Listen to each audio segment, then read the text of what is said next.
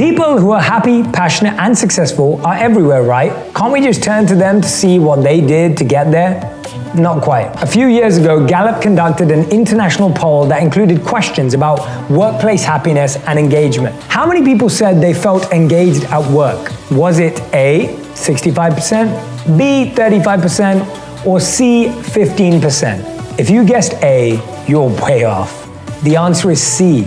Only 15% of people worldwide said they felt engaged at work. That means that 85% of people around the world don't find meaning and purpose in what they do. Considering that, according to writer Gemma Curtis, we spend 13 years and 2 months of our lives at work. That's a lot of time being upset. But when we look around, we see a different story, right? Social media posts show people pursuing their dreams and living their best lives. And news and interviews showcase entrepreneurs stumbling on that great idea, creating a company and selling it all before age 25. Yet as we just saw, the statistics don't bear this out. In Japan, a whopping 94% of survey respondents said that they're not engaged at work. It's a bit better in the US, but not much. Only 30% of workers say they're happier with their work. This is colliding with what Gallup says is an increased focus on the value of work among millennials. They want a job and a career that's dream-worthy. Keep dreaming, it was worth a shot.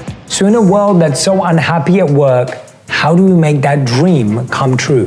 There's a single powerful secret I'm going to share that will help you sort it all out. There's a Zen story about 2 monks standing in the garden of the monastery watching some prayer flags waving in the distance. One monk comments, "The wind is moving."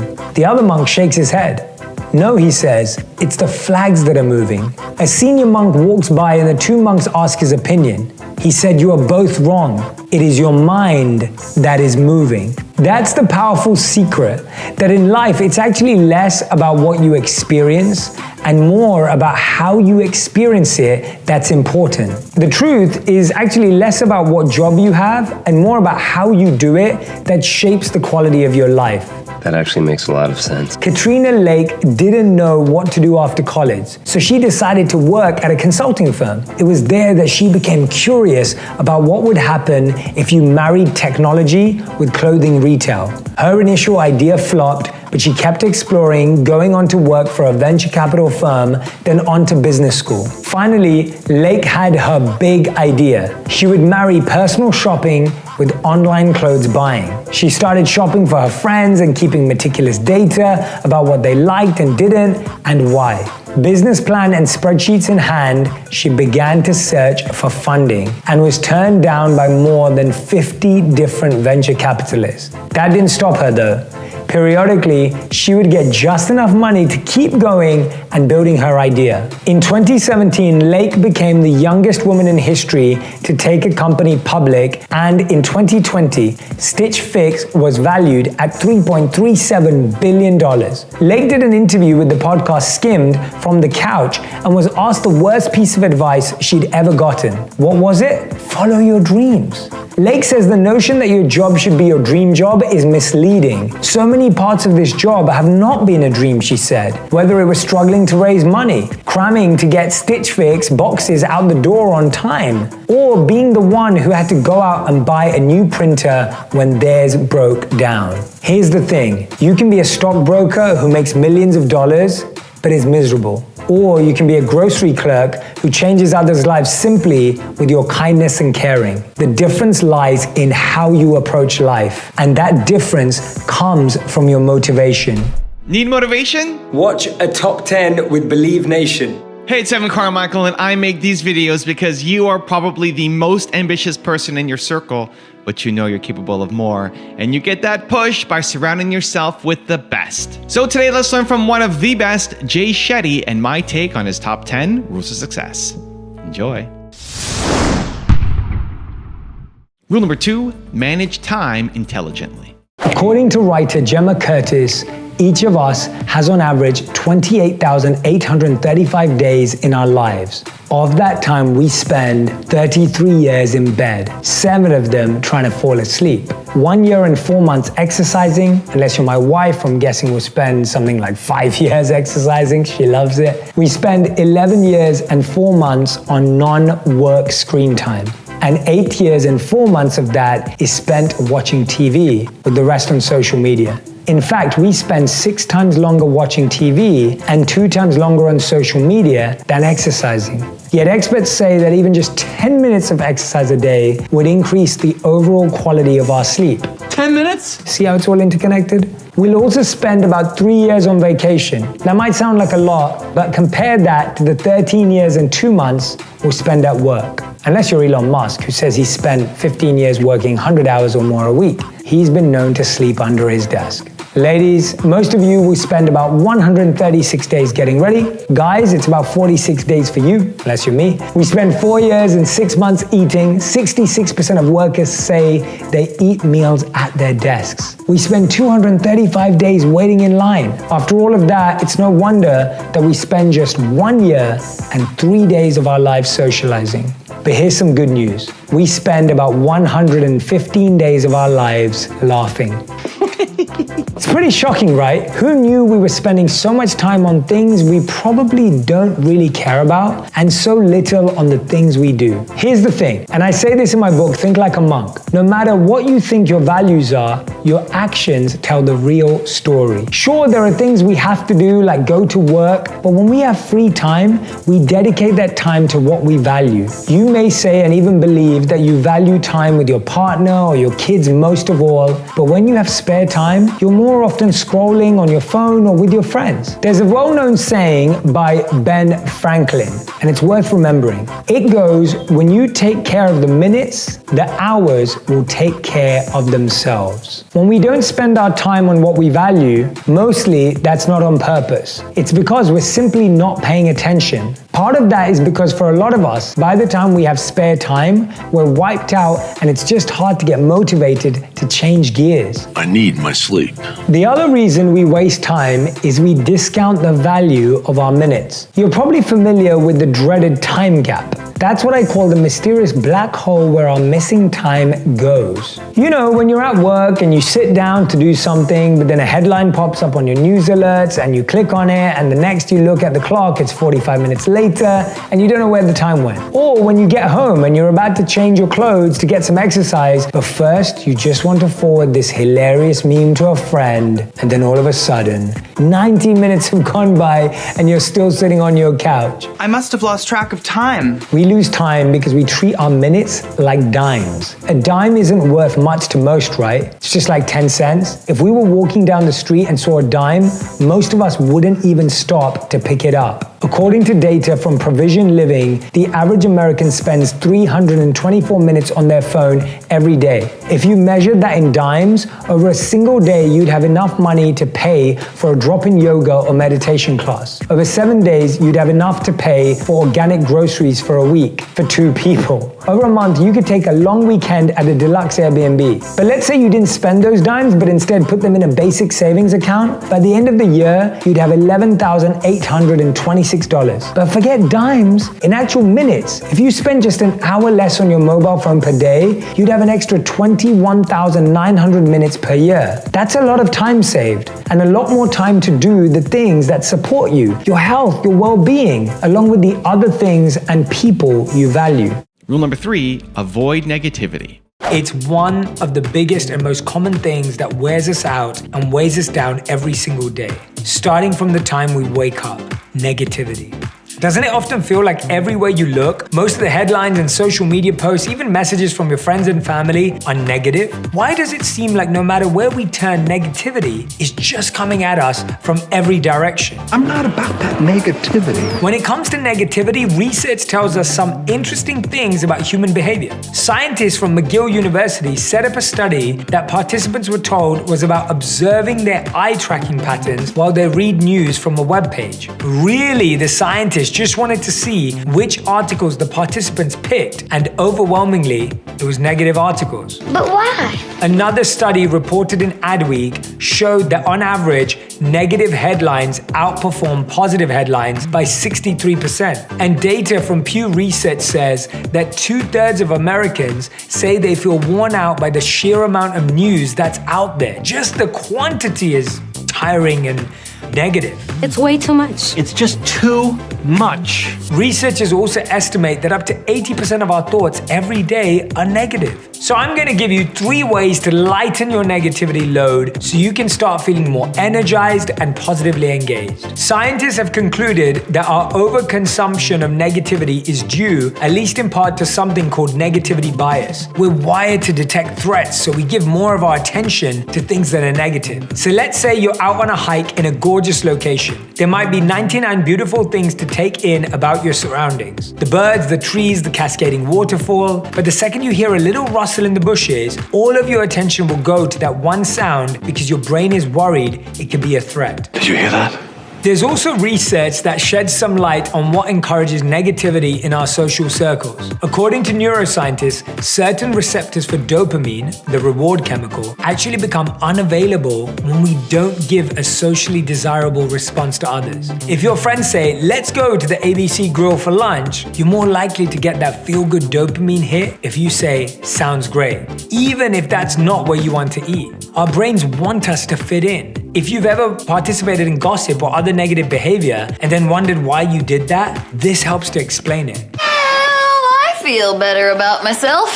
The negativity odds may feel like they're stacked against us, but we really can decrease the negativity in our lives, and we do it through small, simple choices made consistently. Going along with your friends, even though you disagree, is like someone offering you a sugary candy bar. It's hard to resist and tastes great in the moment, but later you feel the weight of that choice when you're burned out, tired, potentially depressed. I made a mistake. That food analogy can be helpful when looking at the negativity in our lives. Like junk food, junk thoughts and junk behavior are weighing us down. If I'm giving myself a steady diet of refined sugar and processed food, if that's what I'm ingesting, I'm going to be tired and cranky. I'm awake.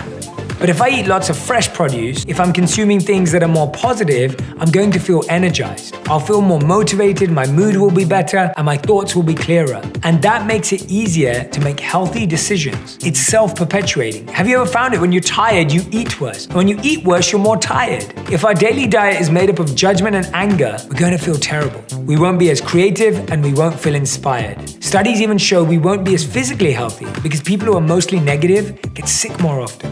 Rule number 4, find your core values.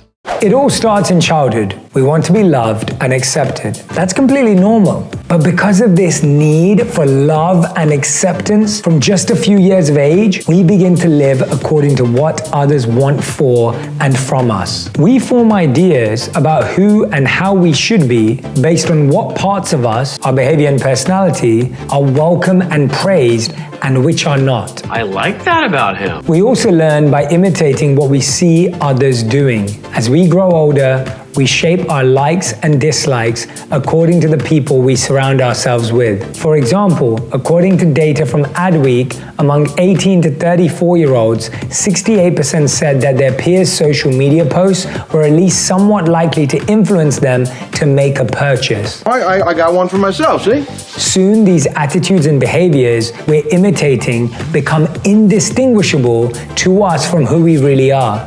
What have I become? In a pair of studies, researchers reviewed data from 3 different seasons of the Premier League football play and concluded that referees systematically favored home teams by shortening close games where the home team is ahead and lengthening close games when the home team is behind.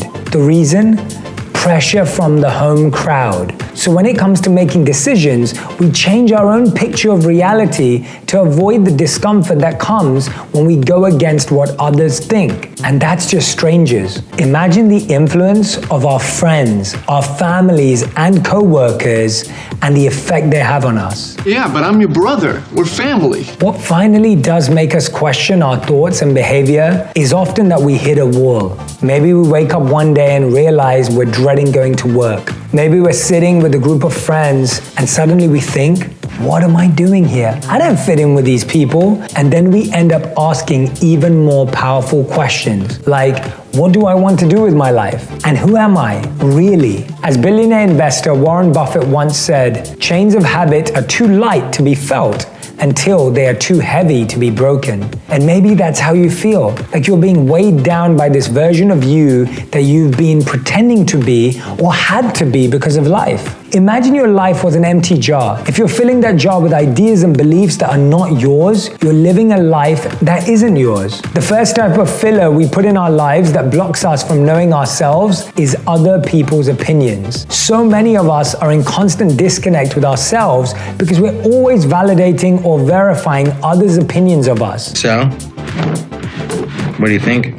We let others' ideas and beliefs define how we feel instead of being guided by our own values. Following others' opinions blindly can quickly get us lost. Before I decided to become a monk, I was training to be an investment banker or work in business. When I stopped to look at why I was chasing this career that I wasn't really interested in, I realized I was following my community's definition of success and not my own.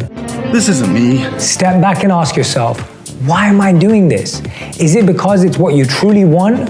Or is it because it's society's or someone else's opinion of what you should do or want? If you want to know yourself, and if you want to experience meaning and purpose, this is the kind of stuff you want to fill your life with. Your values should come first. When you isolate your values, you'll start to see more clearly what's important to you. You'll start to get a sense of your passion and your purpose, and you'll be able to start to see and understand what choices will bring you closer to the life of your dreams. Also, to make sure you're actually taking action after watching this video, I've designed a special free worksheet just for this video. The worksheet will highlight all of the lessons learned in this video, as well as pull out our 3 favorite learnings and quotes that will inspire you to actually do something. The worksheet will also give you space to write down what your key takeaways are and your specific plan of action to make sure you're getting results. If you want the worksheet designed specifically for this video, absolutely for free, there's a link in the description below. Go click on it and start building the momentum in your life and your business. I'll see you there. Rule number 5, connect with intrinsic motivation. Social scientist Tim Kasser studies values and goals, including 2 types of motivation: extrinsic, such as for money, image, or status, and intrinsic, such as for personal growth, close relationships, and making the world a better place. He and his colleagues have consistently found that people who place a high value on extrinsic versus intrinsic goals are less happy and report lower levels of satisfaction with life, along with higher levels of anxiety and depression. And external rewards can even decrease the internal motivation you already have. Researchers took a group of kids at a nursery school who had a natural love of drawing. In one group, the children were just left to draw. In another, they were told they could earn a good player award, which included a ribbon and a certificate if they drew a picture. 2 weeks later, the same kids were offered the opportunity to draw pictures. Those who were allowed to just draw showed the same high level of interest in drawing the second time around. But those who were told they could earn a reward by drawing a picture the first time around were half as likely to want to draw another picture. What's in it for me? The external reward actually made them less motivated to draw. When we do things out of intrinsic motivation, we're more likely to find meaning and purpose in our lives and our work. For Katrina Lake, it was her love of data, along with wanting to answer the question, what could the future of retail look like? Here are 3 ways to connect with your intrinsic motivation. First, live for who you want to become. Create a vision of who you want to be in 5 years. In that vision of yourself, list out 5 ways you're feeling about your life and your work and your relationships. Are you excited, joyful, satisfied, fulfilled, driven, confident? Be as specific as possible. Now, for the next week, every time you make a choice, ask yourself if that choice will bring you closer to or take you further away from that vision of yourself in 5 years. Do you want to play a video game or read a book? Do you want to watch a movie or have a conversation? Do you want to take a class or waste time scrolling on social media? Hey, There's nothing wrong with any of those things I said. I love them all. But we need the right ratio. We need to make sure that more of our steps are leading us towards who we want to be than away.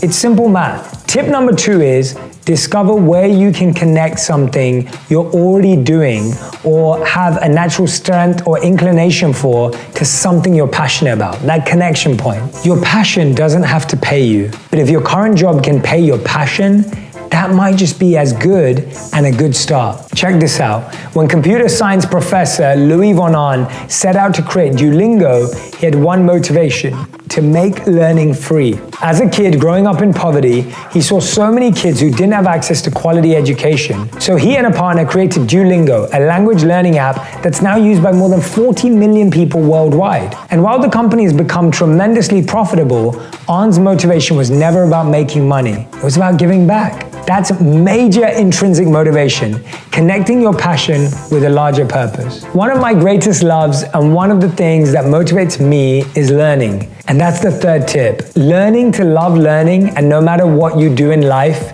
you cannot fail. If you look at every situation and ask yourself, what can I learn here? You're going to experience 2 things. You'll get to feel curiosity, awe, and wonder. 3 things that research shows contribute to feeling satisfaction and meaning in your life. And second, if you're always focused on learning, you will never be disappointed, because even when something doesn't go the way you'd hoped or planned, you can learn from it.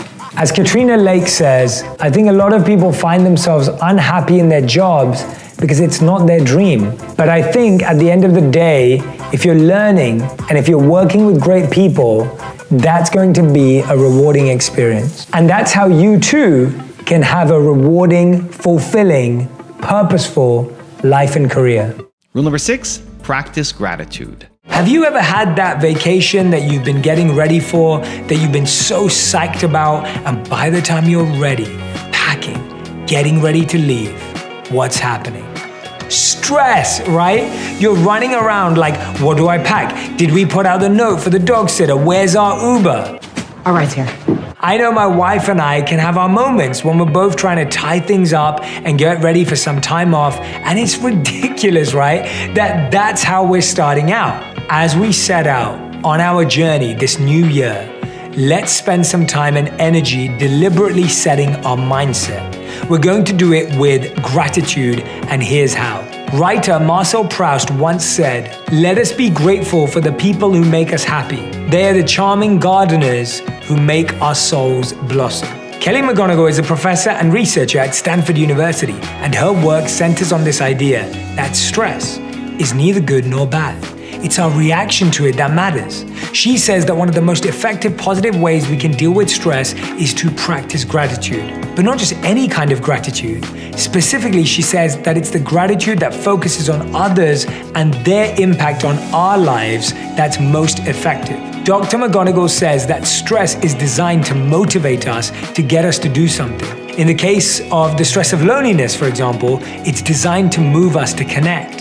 And when we can feel gratitude for things others have done for us, it helps us feel more hopeful, more willing to seek help and support, and to offer help and support to others. Sounds like an amazing mindset to start out with, right? Yeah, it does.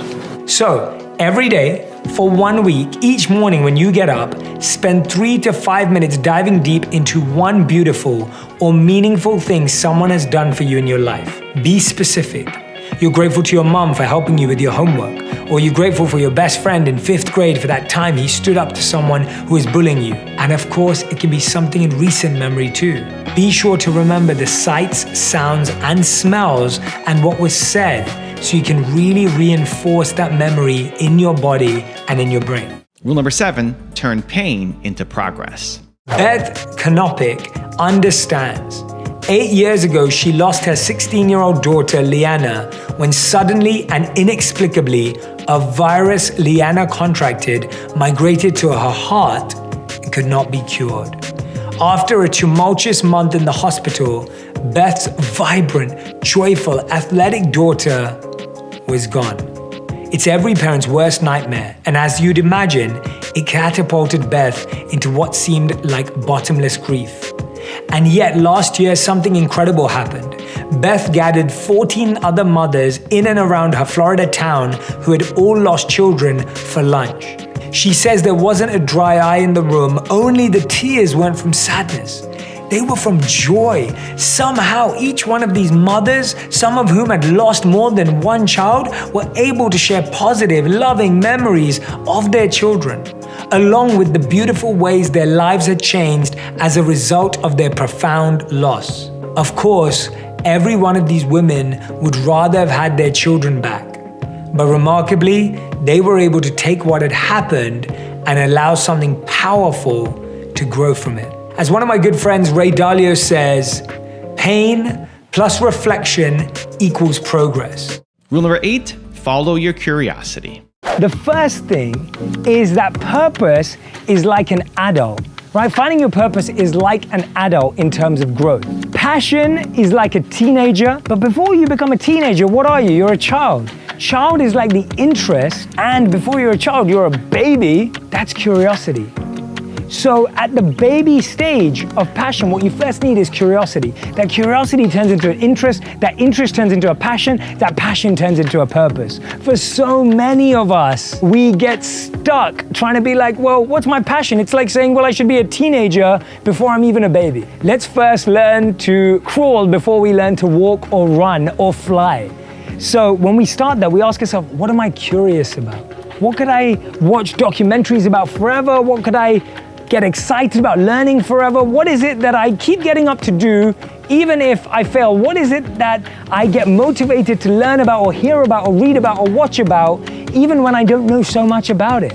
What are you naturally curious about and drawn towards in your life? That is the birthplace of your passion. It doesn't have to be a passion just yet. It just needs to be a curiosity or an interest. Rule number 9, tune up your self-awareness. When you're going on a long car trip, you take your car to the mechanic first, right? To get things recalibrated, realigned, and ready to go. That's our second M. How we're going to recalibrate for our new journey is to adjust our self-awareness. Neuroscientist David Eagleman says that as far as our brains are concerned as adults, we are more like our peers than our childhood selves. Yet when we think about who we are, we mostly base our ideas on our younger self. So, tune up your self-awareness. You're going to go on a data gathering expedition among those who know you best. Simon Sinek, the author of Start With Why, has a great exercise for this. When people say, I don't know what I'm good at, or I don't really know what my unique abilities are, that's because it can be hard to get an accurate picture of yourself from the inside, right? There's a saying that you can't read the label from inside the jar. So you're going to ask people outside your jar to help you out. Can you help me? You're going to ask 3 to 5 people who know you well, it may be personal, professional, friends, to describe for you what makes you special. Ask them, Simon recommends, why are you friends with me? Why did you pick me as your partner? Or what makes me stand out as an employee?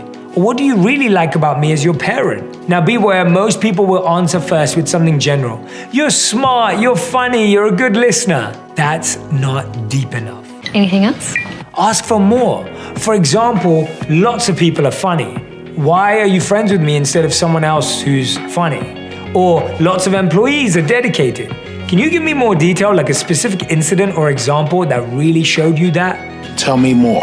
Then you'll start getting the truly helpful data and information, such as, I love the way you use humor to make other people feel welcome and comfortable. Or you have this ability to take our discussions deeper by bringing in insights from lots of other fields. That's very nice of you to say. You'll start to see yourself through others' eyes and get an understanding of what's working, what your strengths are that you can go deeper on and maximize, and what makes you uniquely you. Here's an awesome idea. Convene a feel-good roundtable in person or over Zoom with a few good friends or family members, or even do this with co-workers, where you go around and tell each other some of your greatest strengths in detail. Then you're spreading the love and the joy and the support as well, and it doesn't feel as awkward as just asking it for yourself. Please don't make this awkward for me. Okay, so what else do we need to start a journey strong? We need some idea of where we're going, right? A map. That's our third M. You've just learned about all these great things you've got going for you, but no doubt you also have an area or 2 or 12, that's me, where you'd like to grow. So we're going to create a map of how to get there. And one way you can do that is to pick a mentor. Someone who embodies that quality or those qualities you're looking to grow this year.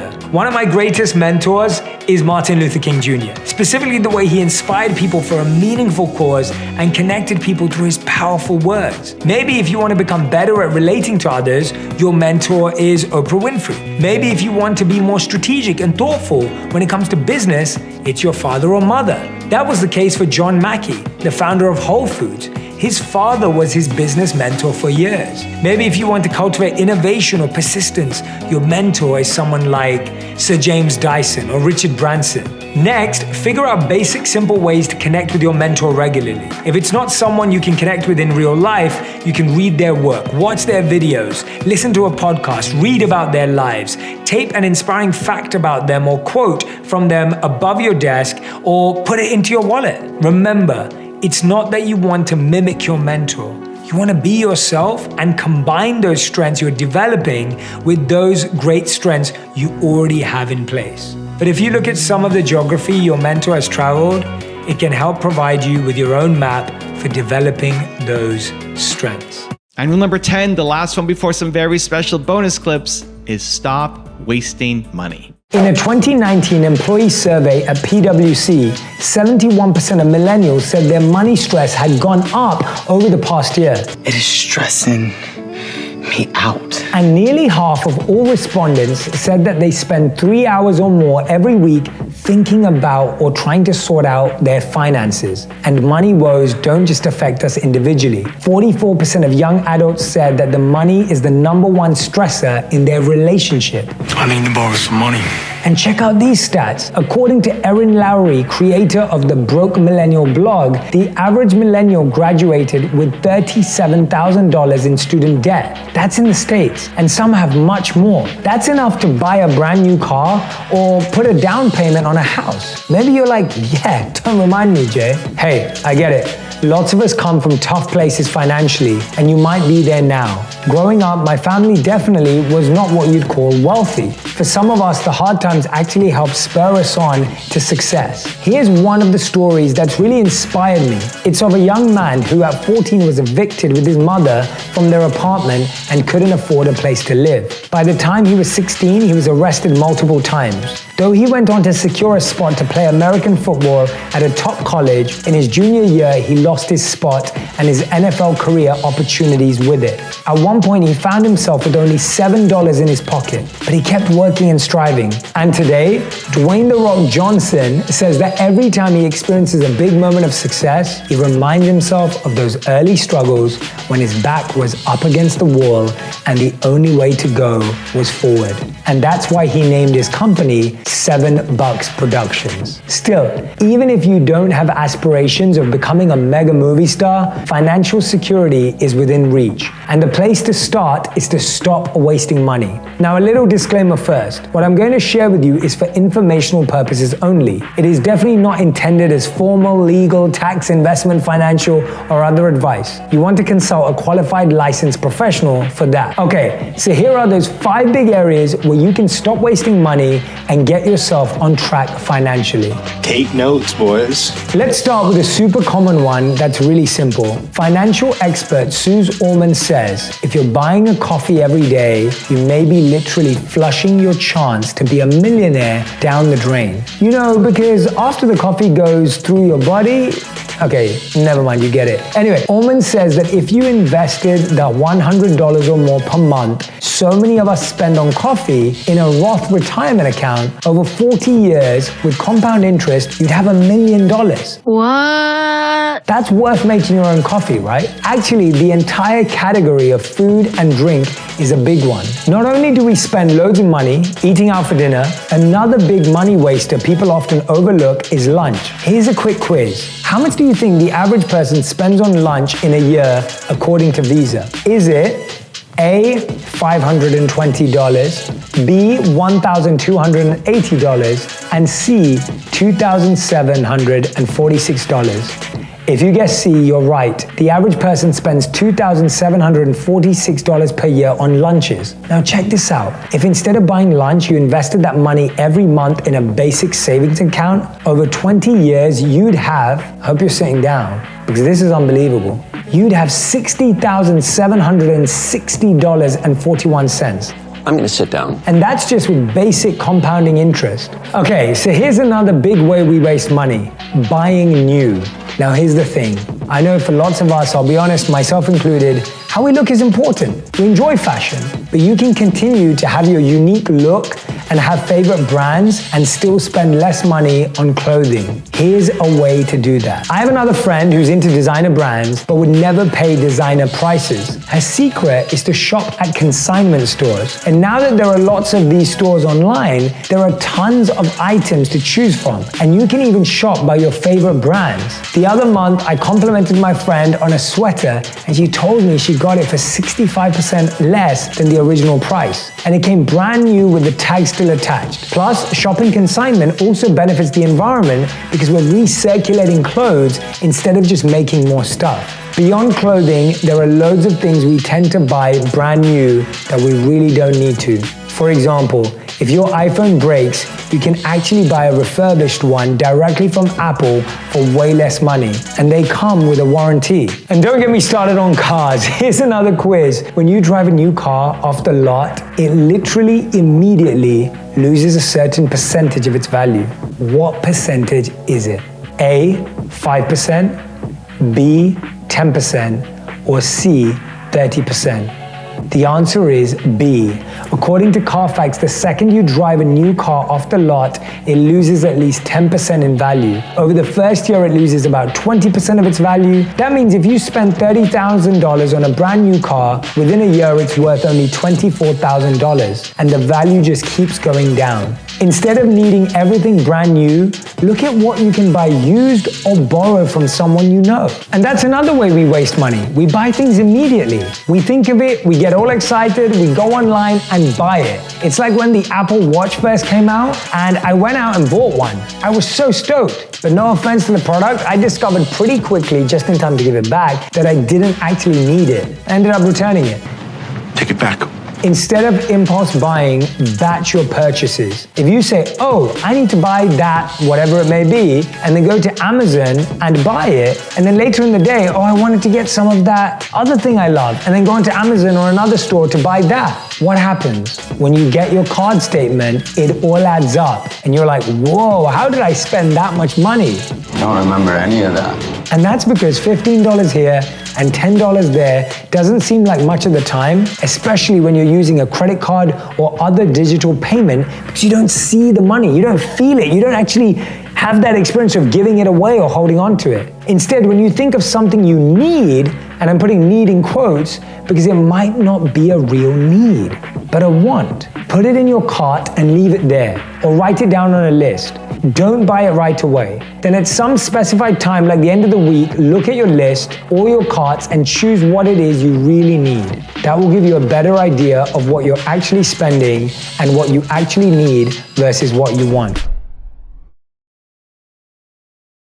At 18, I was really fortunate when I met a monk.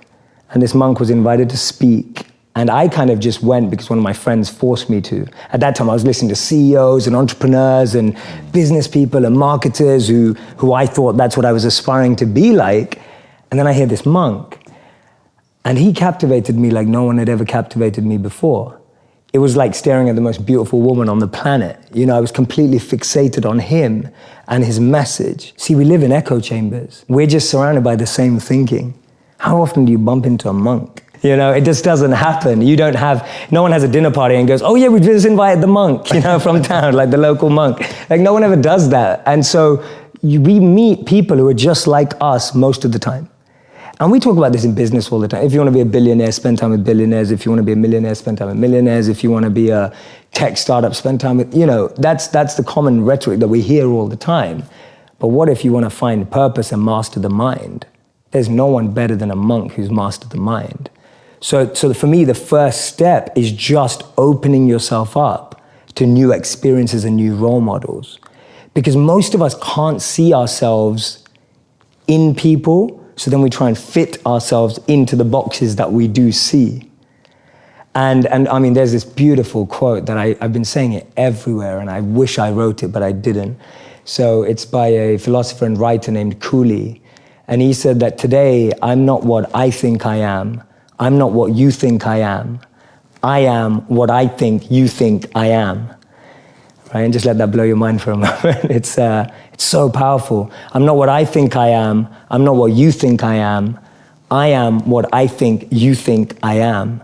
So we live in this perception of a perception of ourselves. Hence, my identity is made by what my parents think I should be. My identity is made up by what my college or university thinks I should achieve. While you're living in that bubble and that echo chamber, getting to what you really want to do is impossible, because maybe that just doesn't fit. And I think so many people feel that way today, that they don't fit into the current education system. They don't fit with the 3 or 4 or 5 careers that you're taught exist. So that process of self-excavation and actualization first requires being exposed. You can't be what you can't see. If I never saw a monk, I would never have wanted to be a monk. If I never meet a billionaire, I wouldn't want to be one, because I wouldn't know what that feels like. I don't know what it looks like. I don't know what it takes. And I think that's the biggest challenge of our society, that we're not exposed. So that's the first step, being exposed to unique experiences and role models. Second step is finding that experience or role model that you're passionate about, and exactly like you said, taking it seriously. Shadow them, network with them, spend time with them, observe them, even from afar. It takes that observation, being addicted to observing that person's lifestyle. And then the third step is going yes or no. Does that work for me? Not everyone who's going to go off and become a monk is going to feel like the way I did, and that's cool. But not everyone is going to go and follow and shadow a billionaire and go, that's exactly the lifestyle I want. They may want the result, but do they want the hard work that goes with it?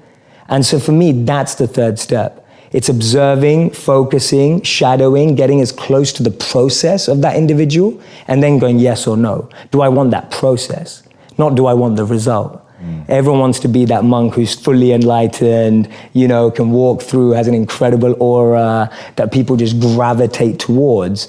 But when you realize he has to wake up at 2 a.m. every day and sleeps about 4 to 6 hours, you're like, I don't want to do that. That doesn't sound like me. Fred Smith was an undergraduate at Yale University in 1965. As part of his coursework, he wrote an economics paper exploring the transportation of goods in the United States. It's how things get delivered to you and me. He found that shippers were transporting large packages and items either via truck or through passenger airplanes. He thought he had a more efficient method. He wrote a last-minute paper, as you do, about how a company transporting small items via a plane would be a much better business model. Because he was rushed, he never really got around to explaining in the paper how that company would run, and he ended up getting a C. The funny thing is, he still didn't give up, and in 1971, he actually launched the company he was speaking about. But within 3 years of founding the company, Federal Express, as it was called, was actually on the verge of bankruptcy. They were losing over $1 million a month. That was because of rising fuel costs, competitors in the same market, and at its zenith, it was only worth about $5,000. Smith even made a final pitch to General Dynamics, hoping for more funding, and it was rejected. Most people at this point probably would have just shut down. Rejection, the grade C, losing $1 million a month. But Fred Smith had different ideas. Smith actually ended up flying to Las Vegas that weekend with all of what the company had, the $5,000. The Monday morning after, the company had $32,000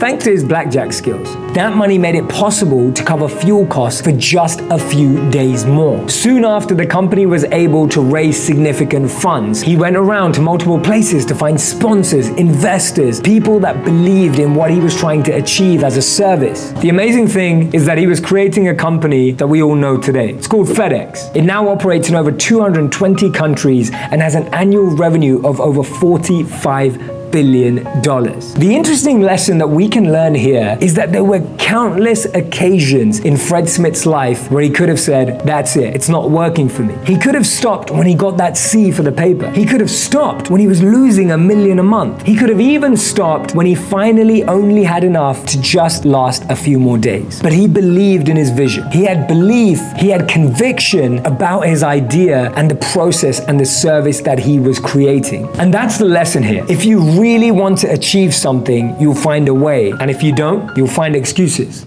Most of us just throw ourselves into the deep end and then try swim and figure it out. Right. Monk life actually begins at like 5 years old. Like the training of monk life is ultimately training in self-actualization and self-awareness. It's meant to start when you're 5. The problem is we all went to normal schools that try to put stuff in us rather than take stuff out of us. It's crazy. You talk about this, Right. Right? Like, you know, you were told at school that you weren't very good and you weren't good at English, and now you have a New York Times bestseller, right? Yeah. And it's like, but no one noticed that potential inside you. No one noticed that, oh, Lewis was really creative. Right. And you're not the only person. There's so many people who feel like that. So the modern schooling system didn't extrapolate your self-actualization, your element, and just try to put maths, English, science inside. So the point is that you're trying to get to such a strong foundation that when you interact in the world, you're going with a sense of strength, fuel, energy to make a difference, rather than going into the world and then going, oh my God, where am I, trying to figure it out. And I find what happens today is that when you don't, we all know this, self-love's become such a big thing now, that when people don't figure out, it's like a huge trend now. But my point is that if you don't start at a place where you have self-awareness, self-actualization, you have figured out what works for you, what your strengths are, how you want to be in an environment, when you walk out there, most of us just pretend to be someone else. Most of us get lost. Most of us get carried away. Yeah. So my point is, strengthen yourself, grow yourself, and then of course interact with the world. Let me tell you about this girl called Cleo. I think you might know someone like her too. She had the dream of becoming a model. She said she was going to move to LA to pursue it seriously. She took care of herself, at least her body well. Someone told me she did ads for L'Oreal. She had so many followers on Instagram who all loved her. Within a minute of her posting a picture, there would be hundreds and hundreds of comments, all telling her how beautiful she was, how good she looked, comment after comment, like after like. She was a real entertainer. She was always making everyone laugh. I remember every guy wanted her number, but she kept to herself. She just had this infectious energy. She got along with everyone. She was always the life of the party. She was never seen in the same outfit twice. Boxes and boxes of Amazon Prime. On Instagram, she was the perfect girl with the perfect life, the perfect world with the perfect guys. But nothing's perfect, right? It seemed like she was always having the best time with her friends, always traveling, new experiences, and so many great stories to share. Until people started to notice. I think she lived like 2 lives. No one really knew her inside. She had everyone to text, but no one to talk to. Everyone to follow, but no one to walk with. When the phone was up, her world was a stage. When it was down, her reality came. She had an invite to every event, but still felt lonely. She had all the friends in the world, but still felt no one really knows me. She was going through pain, but never showed that side. It was something she hid from the world. Or maybe we just never asked. She had masked her sadness with what looked like the ideal life. She was always flying high in the air, but felt low inside. Her inbox was always full, but she felt empty within. She was happy on the outside, but struggling with depression and anxiety. She had an addiction that everyone called a lifestyle, but she was struggling with mental health, but people were just occupied by her physical appearance. See, people think depression is sadness. People think depression is crying. People think depression is being quiet. Depression is when we smile, but we want to cry. It's when we talk, but we want to be quiet.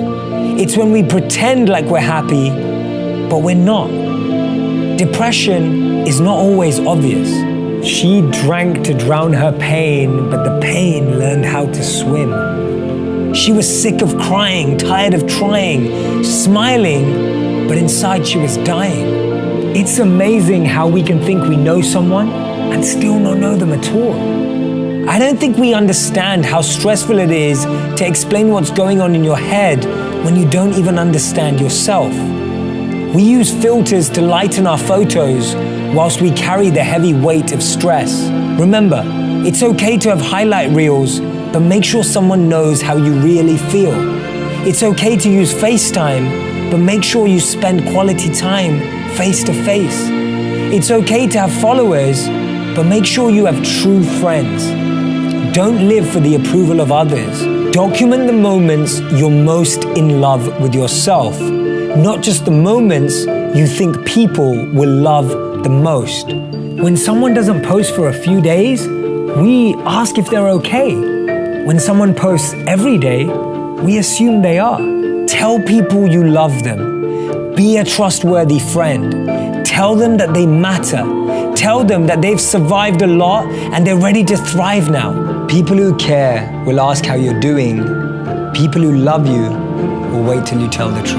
And that's why Robin Williams said, I used to think that the worst thing in life was to end up alone. It's not. The worst thing in life is to end up with people who make you feel alone. Just around 2 years ago, I had this idea. I wanted to share wisdom at a pace we wanted entertainment. I wanted to share wisdom in a way that it could connect, resonate, and deeply evolve the lives of people all over the world. For 10 years before that, I'd been working with individuals, groups, coaching at universities, companies, and all of these opportunities, but I really wanted to serve and connect with everyone across the world. I wanted to make wisdom accessible to anyone who had one of these. I have one of those. So I was excited, I had the energy, the enthusiasm, and I was pitching my idea to every single company that was online. Now remember, this is before I ever made a single video, before any of you knew who I was. Who's this guy? I applied to not 10, not 20, but 30 online media companies, hoping that one of them would like my series idea. I waited a day, I waited 2 days, I waited a week. I was rejected by every single one of those companies before interview. None of them invited me for a phone interview. None of them invited me for a video interview. None of them even connected with me in any personal way. That's rude. I said to myself, it doesn't matter. Let's see what else I can do to try and make my goal a reality. What else you got? So I tried to network with people who may be able to give me a chance. I got one answer and one answer only. They said, you're getting older now. Most of the people who want to break into this industry are around 21 years old. Just don't worry about it. Other people said to me, look, you need to go get a media and journalism degree or a master's and then we'll take you seriously. Literally, I was getting rejected from every single person I spoke to. But inside of me, I had this desire, I had this calling, I had this mission, I had this vision that I wanted to share everything that I had learned with people out there. I genuinely tried every single possible method I could to break into the media industry, to the point that the only thing that was left that I could try was to start a social media channel. And of course, you know the rest. The most incredible thing is that it reminds me of a really powerful thought from Thomas Edison. He once said, when you believe you've exhausted all options, remember this, you haven't. That thought stayed in my mind the whole time. What I learned from all of this rejection, from all of this failure, from all of these clear no's, was one really important thing. And today, I want to give that as a gift to you. Me? If you have a dream, you have an idea, you have a vision, we have to take the responsibility to prove our worth before we expect anyone to value our talent. When I started crafting and creating my own videos, teaching myself how to edit, learning how to produce, understanding the mechanics of social media, when I started putting my energy into that space, that's when people started to take notice. That's when people started to listen. That's when things started to happen. This is nice. It's when I decided to take the responsibility for sharing what I was passionate about with the world and not waiting for someone external to validate me or give me permission or allow me to do that. That's what made the difference. If you're feeling you've been going through a lot of rejections, ask yourself this. Is your deeper passion and calling making you want to move further? Number 2, have you truly knocked on every single door? And number 3, are you working hard on investing in your expertise and passion so that you really have something impactful to offer? Albert Einstein famously remarked in a conversation with Werner Heisenberg, he said, you know, in the West, we've built a beautiful ship, and in it has all the comforts. But actually the one thing that it doesn't have is a compass, and that's why it doesn't know where it's going. This paradox of our times was propounded by the Dalai Lama when he said we have wider freeways but narrower viewpoints. We have taller buildings but shorter tempers. Will Smith said that we spend money we haven't earned on things we don't need to impress people we don't like. And it's phenomenal how the same technology that brings us close to those who are far away takes us far away from the people that are actually close. 30 billion WhatsApp messages are sent per day, but 48% of people say that they feel lonelier in general. The paradox of our times is that we have more degrees but less sense, more knowledge but less judgment, more experts but less solutions. It was Martin Luther King who said that the irony of our times is that we have guided missiles but misguided men. Have you ever found it perplexing that we've been all the way to the moon and back, but we struggle to start a conversation across the road or across the train? And it's amazing that Bill Gates was known as the top earner in 2015 with a wealth of 79.2 billion, but 1 in 4 CEOs claim to be struggling from depression. And do we actually thrive off this paradox? Is it that this paradox actually makes the media interesting? It's what makes journalism interesting. It's what makes politics interesting. It's what makes television interesting. Is this paradox actually what we feed off and what we live off and what we talk about and discuss in our circles? Doesn't it seem that we've tried to clean the air but polluted our soul? We've split the atom but not our prejudice, and we're aiming for higher incomes but we have lower morals. So I'm hearing you ask, how do we bring a change? How do we dissect this paradox that exists in our lives? And it starts by us, each of us, pressing pause, pressing reset, and then pressing play again, taking a moment to become more conscious, taking a moment to become more aware, taking a moment to really reflect on the consequence, the implications of a misplaced word, of an unnecessary argument that we all know we didn't need to have, or to speak to someone just slightly differently, in a different tone, in a different voice, in a different empathy, with a different perspective, just to really connect with people on a different level. This thinking out loud started from Albert Einstein, and I'll track back to him when he actually said that the problems we have today can't be solved with the same thinking we used when we once created them. So actually we need to research alternative teachings. We need to deep down dig into those ancient books of wisdom. We need to go back to understanding if there's anything written in those creased pages of time that can actually reveal more knowledge and more wisdom of how we can transform our experience of light today. Otherwise, this paradox means that every step forward we take, we're taking 3 backwards every time. In the Manusmriti, which I talk about in Think Like a Monk, it's a monk book, and in the verse it says, when you protect your purpose protects you. Now, I want to unpack that. What I mean by that is, your purpose is like a rare jewel and a rare gemstone. And imagine you were walking around with the most expensive diamond or jewel in the world. How would you protect it? You want to just like wave it out, yeah. Yeah, you want to just wear it on your chest. Like this. Like a baby. Holding it. Yeah. Putting a pillow around it, a blanket, you'd protect it. You'd protect it. And so your purpose is like that. And guess what? Wow. People are going to tell you every day that that jewel is not worth anything. They're going to tell you that that jewel is actually valueless. It doesn't have any impact on your life. They're going to try and take away that value. They're going to tell you that there's another jewel out there that you need to have more value. And what ends up happening is I love the word, look at the wording, protect your purpose. You have to protect it. So what happens is your success grows, you get more opportunities, more ideas, more things coming your way, temptations, but they can all take you away from your purpose. Yeah. Distractions.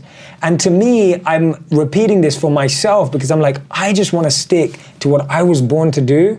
And I'm so grateful that I get to do it. I'm so happy I get to do it. And I want to keep protecting it. I don't want to get lost in the waves. You know, you don't want to just get chucked in the waves of the ocean and just get lost and just not know where you're going. So for me, when you protect your purpose protects you. So that's been your biggest lesson? That's my biggest lesson. Why? Do you feel like your purpose has been maybe distracted in some ways? I don't think it has. but I'm saying it so it doesn't. Like You're reminding yourself. Yeah, I'm reminding myself. Like I'm preaching to myself right now. It's Especially like, being in Hollywood and the temptation of all these opportunities out here. Totally, and I think for me it's a bigger lesson also because it gives me more faith. So I always encourage, and this is actually this is why it's my biggest lesson.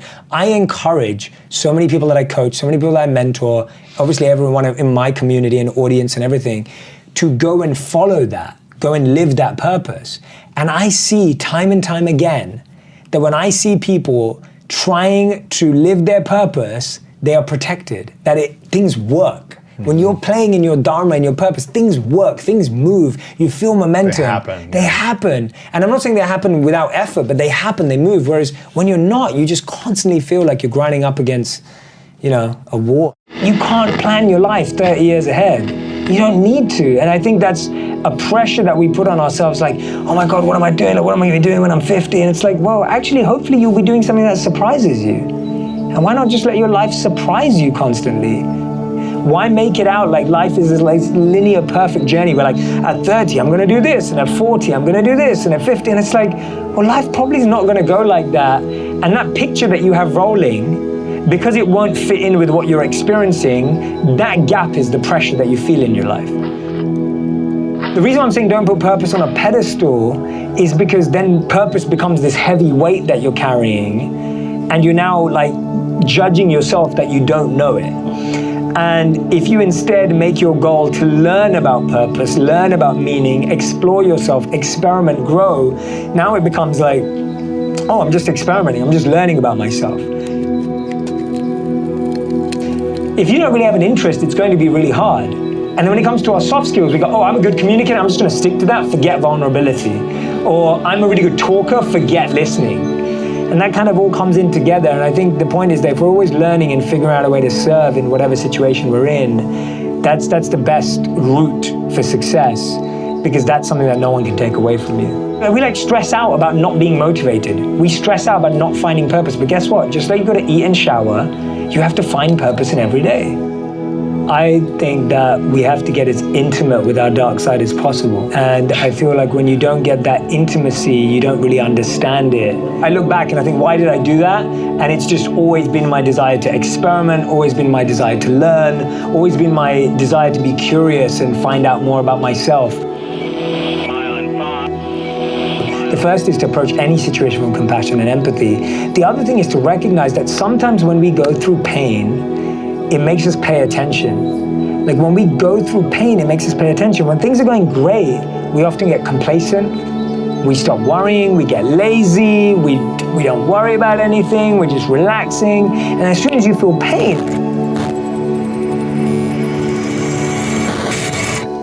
pain is a way of your body, of society, of the economy to force you to pay attention. So if you're being lazy and not eating right, your body reacts badly to tell you to stop doing that. So any pain that happens in your life, first of all, is saving you from more pain. And so for me, that's the shift that we have to go through. And that all comes from us deeply looking into our minds and going, where are these blocks turning up from? Where are they coming from? What are their roots? And then how can I replace them with the right conversation, the right dialogue internally?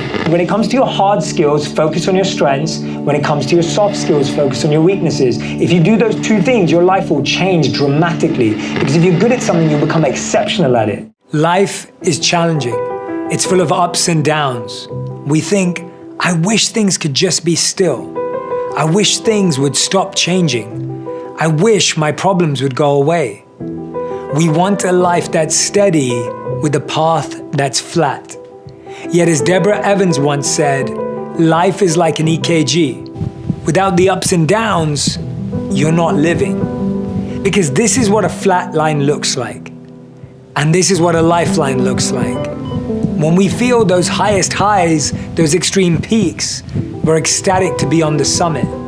Then when we're in the lowest lows, those deep values, we're ready to submit. And so we try and play it safe and avoid all risks. But when we seek security and prioritize passiveness, we don't realize that a flat lifeline means we're dead. If we're always trying to live our lives at sea level, then we'll never see what life is truly about. That what we judge as good and bad are in fact deeply connected. How could we ever experience how wonderful happiness is if we never felt sadness? How could we taste the triumph of success if we never failed? How could we know the comfort of gratitude if we never experienced loss? Somehow we got the idea that being successful and moving forward in life means we're constantly moving up. But have you ever read a book, watched a movie, or seen a case study like that? They don't exist. Every story worth telling has peaks and valleys, successes and setbacks. Our brains are wired for novelty. When something's new, whether it's a fantastic surprise or a huge challenge, our brains light up. We thrive on learning and our opportunities to grow. Yet our brains also easily become accustomed to patterns, making it harder for us to change. Dramatic disruptions help us break these patterns and invite us to see and experience the world in a whole new way. And as it turns out, we're designed for change, all the way down to ourselves. Your body is constantly being reinvented, replacing most of itself every 7 to 15 years, even down to our bones. The universe is constantly shifting, and we are part of that. When we try and resist change, it goes against our very nature. In the journey of life, we experience pleasure and pain. There'll be sunshine and rain, there'll be loss and gain, but we must learn to keep moving forward again and again. So if you opened your eyes this morning, if you were healthy enough to move about, to maybe get yourself some food, if you were able to go to a refrigerator and find that it was full and stocked, if you were able to put on some clothes, and if you had a roof over your head, just remember how grateful you can be for all those things we consider to be basic, but for others, they don't even have access to. We can't stop life's ups and downs, but we can change how we experience them. We can learn to go with life's flow. Because as Helen Keller once said, life is either a daring adventure or nothing at all. I think one of my first things in failure is don't take it more personally than it actually is. And I'll give an example of that. When I was applying to 40 companies that all rejected me before an interview, all I was getting was an automated response saying your application will not go any further. I can't take that personally because they didn't meet me in person. They didn't have a interaction with me. They just saw my name. They saw I'd been a monk for 3 years. That resume is useless. I mean, what's your transferable skills? Like sitting in silence and stillness. Surprise, surprise, no one wants to hire a monk. And so they rejected you, but that's not personal because they didn't meet me in person. But what if they had meeting you in person? Right, so that's the first step. The first step is don't take all failure. I'll give you an example. Me and you, we reach out to countless guests to be on our podcast. Who say no all the time. Who say no all the time. But if I don't hear a no from the guest directly, that's not a no. Like someone's team can say no, someone's assistant can say no, someone's PR team can say no, but until they say no personally, it's not a no. Okay, but when they do say no, then that's a no. Yeah, so then let's move to that. So how do you deal with that type of failure? Yes, so if I deal with a failure where someone meets me in person and gets to know me. No, Jay, you're horrible, you suck, like I don't want to deal with a monk ever in my life. I would never go on your show, I'm never listening to you, never. Then how do you deal with that type of failure? So I've heard you say this, I've said it a couple of times and I'm sure it's been repeated a bunch of times around how I genuinely believe failure has feedback. It's feedback, and so for me, it's like failure has the ability to actually tell you what you need to improve. Now, not to improve to get their attention, improving to get the actions that you want to take. Yeah, the results you want. The results you want. And don't make that result about the person who said no. Don't try use failure as a way to prove someone else wrong. Because what happens when we prove others wrong? When you prove others wrong, you end up trying to get validation and approval for them. And now if they're not impressed when you're right, you lose again. So you end up losing twice. And you spend all this time and energy, years maybe, to prove someone wrong. I've been there many times. And then you're like, I felt good for a moment. And then I feel empty again. Totally. And so that's the thing about failure in the second half is you have to see failure as an improvement. If I'm completely honest, everyone who rejected me in my life up until now has made me more hungry, taught me so much more about myself, and made me up my game. And I think if failure doesn't make you up your game, it's the same as losing in a sport. right? When you fail and you've lost games and you've won games, you know, on the big stages. You didn't have the skills, you didn't have the teamwork, you guys weren't hungry enough, you whatever weren't communicating enough. There's something you were missing. Yeah. So you go review the game film, you check the stats, you see what could I have done better, and you try to improve that for the next game. Yeah. And I think a lot of people can do that in life, but we're so afraid to like go on the next game of life. Like I got rejected once and it hurts so bad. Yeah. How do people learn to overcome that pain of rejection? Yeah. To keep going. Yeah. You know, in sports, luckily there's a season, which is like you might have 30 basketball games. After you lose the first 2, you don't say, I'm just going to give up the rest of the season. Yeah. You keep playing. Yes. But in life, a lot of people stop playing. Yeah. Why? Yeah. I think that's great mental training too. I think sports is great mental training because you have to show up to the next game even if you lost and you don't feel bad. Exactly. Like you don't feel good, sorry. And one of the things, before I dive into that question, one of the things that you reminded me of was the Last Dance documentary. So there's that season that Michael Jordan, everyone is in agreement that he is one of the best players to be playing. And they keep losing. And they didn't make the finals. Right? They didn't make the finals. They lost. And then they realized they need to get the team. And they need to find, I think they're bringing Dennis Rodman, and then they start bringing in all these other players that strengthen. Whereas if they would have just said, oh, we got the best player in the world, we just keep doing this, I'm not sure they would have got there, right? But the coach, Phil Jackson, and the team, they had to adapt. And so you're saying, why do we feel that pain in rejection and how do we deal with that? I think we feel that pain because we look at a failure, right? We look at it as a complete definition of us, right? We're looking at it as there's that famous statement of like, you know, failure is an event, not a person. Right. And I don't know who said it, but it's one of those statements that really clicks. Like failure is an event, not a person. Whereas we start thinking we are the failure. Like we say, I am a failure. Exactly. Whenever you give out any energy, love, hate, anger, kindness, you will always get it back, one way or another. Love is like a circle. Whatever love you give out, it always comes back to you. I was just showing Sally a Facebook memory backstage 7 years ago. I love Facebook reminders. Look at this. It showed me that I was speaking to this little group of students about 7 mistakes people make in their 20s. And it was a memory of a talk that I was giving 6 and 7 years ago. I released my first video 5 years ago. So 6 and 7 years ago, most people didn't know who I was and what I was doing. I had an event in London called Conscious Living. So it was on a Friday night in the city, and 5 to 10 people would show up every week. That's it, 5 to 10 people. And I remember loving it, and I remember feeling so happy and so grateful that 5 to 10 people showed up. And I feel the same way about the first 5 to 10 people that followed me and commented on my videos. And I feel the same way about the first 5 to 10 people when I finally got to meet them. And I found that if you can love one person, if you can deeply feel grateful for one person, then thousands, hundreds of thousands, millions will come from that. But if you struggle to be present and connected to that one person, it's really hard to be trusted by the universe with more. What is it that success looks like for you? And don't make it about a number. Don't make it about a count of views. Don't make it about a follower. Don't make it about a size of home, because those things are great for success, but they're not great for happiness. My measure of success is, can I wake up and do something I love every day?